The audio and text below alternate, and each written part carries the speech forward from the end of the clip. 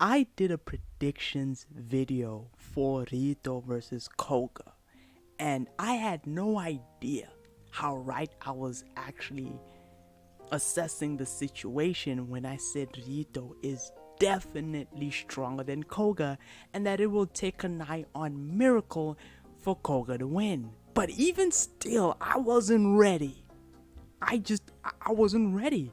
It was the fight was completely one-sided. Rito won. It was the low diff of the entire tournament. Koga wasn't in the proper shape to even fight back, of course. But even if he was, the outcome would have more than likely stayed the same. My god, this is the chapter in Kengan Omega. I'll be there. That's the title of the chapter.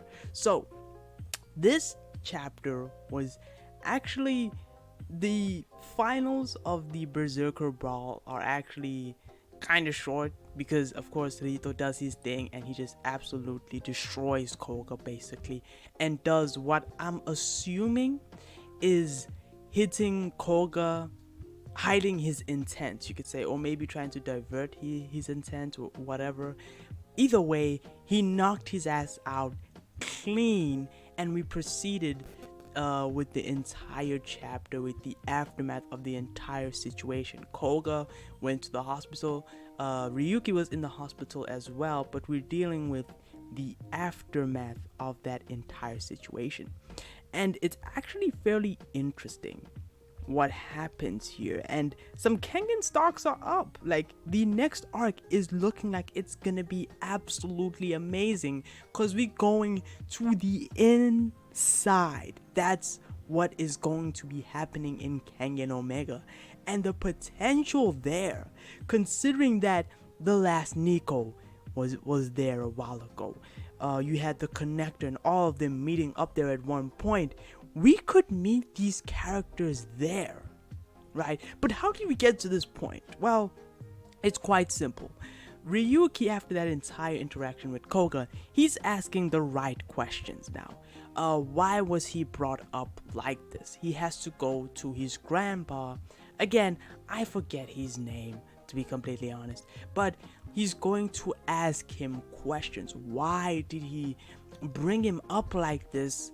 Because Ryuki is probably assuming that he was being prepared for the world, the outside. And when he goes to the outside, it's nothing like he was trained for. It's nothing like that. So Ryuki, in order to reconcile his own attitude, he has to confront his grandfather, who basically taught him to be who he is today. And we are probably going to get a lot of Ryuki development. This is what I personally wanted. We've had Koga for a while, but we need a lot more Ryuki. I really hope that we switch to his perspective soon, because I really want to see how how all of this goes on. And we might actually get that scene we got in chapter 0. I think it was the first page, where it seems like it was either Koga or the connector and Ryuki fighting. One of those two, right? Whichever one goes in line with your headcanon, that was it. So Ryuki goes soul searching, and after a while Koga wakes up and he says he's probably going to wait for Ryuki to go to the inside and come back. However, Oma does note that right now things aren't going so good in the inside, like at all actually. Oma even considers going with Ryuki, and I have a video planned for Togita Oma, but I'll say it right now. I think Oma's time in the story is going to reach a tragic point in the Kengan Omega story. I genuinely do think that something bad will happen to Oma at some point during the Kengan Omega story. I think everyone's aware of this to some extent. Oma isn't necessarily the main character anymore, and he could very well die as well. So we have all that going on, but Ryuki doesn't take Oma's offer. He's like, okay, I'll go in by myself. I'll be fine. I've been to the inside longer. I know the streets, you know. I am the streets, right? He goes in there and he's gone for like an entire season. He's gone for an entire season. Something clearly goes wrong here. At least he's been gone way too long and no one knows where Ryuki is, right? And that's a problem. That's a very big problem. Maybe Koga will come in and try to save his friend or even look for him, but this is a particularly bad issue. And you can even see Kazi and Oma and Ray.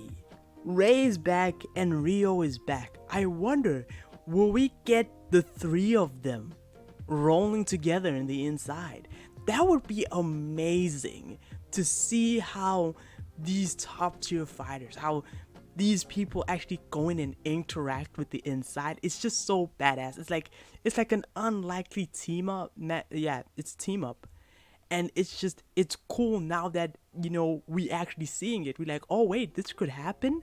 This would be so cool. Especially Ray. We want to see like Ray's progress. How strong is he now? Right? Because he was one of the best in the Kengan Annihilation tournament. This guy was top tier. He got dusted by Kuroki, but Kuroki won the entire tournament. Like, come on, right? Like, it is Kuroki. So we also have, oh great, I forget his name again, the son of Metsudo. He's there. He basically gives them the brief of Ryuki is probably missing and we're probably gonna have to go to the inside to get his ass. What's very interesting is how much they care for Ryuki, right? Now, it might be that they're also cautious of Ryuki, right? If he's brought up the wrong way, he could be a major issue, but it seems like there's a lot of genuine care for Ryuki as a person, which is something I find fairly interesting, actually, right? Like, you have Ryo, you have Ray pulling up, right? It's probably because of Kazi and what he means to Kazi. Koga's friends with a lot of people, but Kaze also, like, everyone likes this guy for some reason. Like, so when Kaze is like worried about someone, it might just be that, right? Maybe I'm giving these characters too much credit when I say they worried over Ryuki or even care about him. So we have that, and that's actually fairly important. We might get an inside arc. An inside arc. I thought we were gonna go to final tournament levels. No, we're not going there. We might get the inside arc, mini arc. We could have potentially even Setsuna, because we don't know where Setsuna is. If he's going to where the last Nico is, the last place we saw the last Nico was in the inside, right?